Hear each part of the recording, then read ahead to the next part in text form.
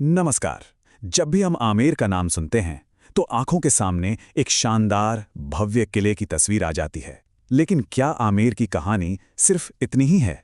चलिए, आज आमेर के उस इतिहास की परतों को खोलते हैं जो सत्ता और समझदारी की एक बहुत ही अनोखी मिसाल पेश करता है। आमेर का किला, हम सब इसे राजपूतों की शान और बेजोड़ वास्तुकला के एक बेहतरीन नमूने के तौर पर जानते हैं, है ना? यही वो छवि है जो हमारे जहन में बसी हुई है। अब देखिए, राजपूत इतिहास की बात जब भी होती है तो अक्सर जिक्र आता है वीरता का, संघर्ष का और कभी ना झुकने वाले प्रतिरोध का। तो क्या आमेर की कहानी भी सिर्फ लड़ाइयों और स्वतंत्रता के लिए किए गए संग्राम की है?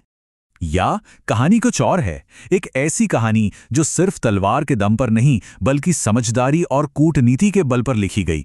चलिए, इसी पहलू को जरा और करीब से समझने की कोशिश करते हैं। तो सबसे पहले उस कहानी पर एक नज़र डालते हैं जो हम में से ज़्यादातर लोगों ने सुनी है, आमेर का वो सरल सीधा साधा इतिहास। हाँ, तो आमतौर पर क्या बताया जाता है? यही कि 15वीं सदी में कछवाहा राजपूत यहाँ आए, उन्होंने मुगलों से एक बहुत ज़रूरी गठबंधन किया और एक अहम राज्य बन गए। लेकिन असल कहानी इससे कहीं ज़्यादा पुरानी और सच कहूँ तो कहीं ज़्यादा दिलचस्प है। तो अब वक्त है आमेर की असली जड़ों तक पहुंचने का, एक ऐसी सच्चाई को जानने का जो इसके इतिहास की पूरी समय सीमा को ही बदल कर रख देती है। देखिए, जो आम धारणा है वो ये कि आमेर की नींव 15वीं सदी में पड़ी, लेकिन ऐतिहासिक तथ्य हमें बताते हैं कि कछवाहा राजपूतों का प्रभाव यहाँ 10वीं-11वीं सदी में ही शुरू हो गया था, जब उन्होंने स्थानीय मीणा जनजातियों को हटाकर अपना शासन स्थापित करना शुरू किया। असल में 15वीं सदी तो उनके मजबूत होने का दौर था, उनकी शुरुआत का नहीं। अब बात करते हैं आमेर के इतिहास के उस सबसे बड़े मोड़ की, उस एक फैसले की जिसने यहाँ की राजनीति को हमेशा हमेशा के लिए बदल दिया, मुगलों के साथ गठबंधन।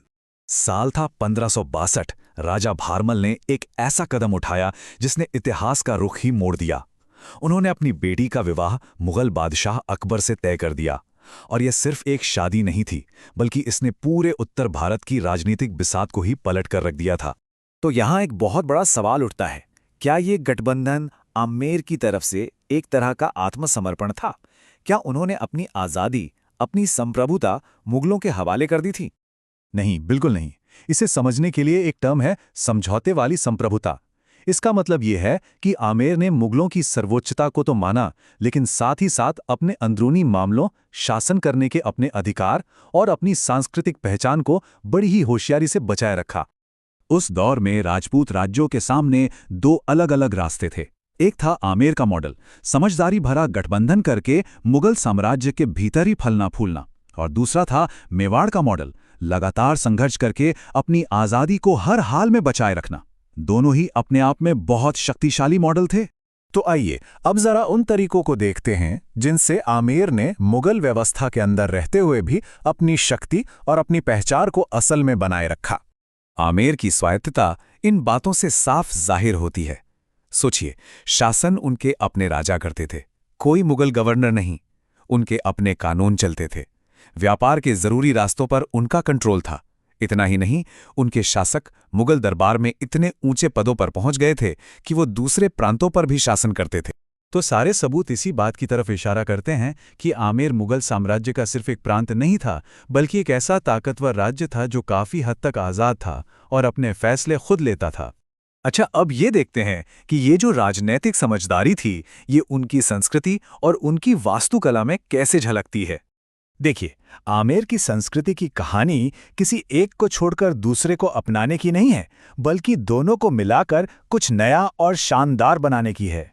उन्होंने अपनी राजपूत वास्तुकला की मजबूत नींव पर मुगल शैली के खूबसूरत मेहराबों और सजावट को बड़ी ही खूबसूरती से शामिल किया।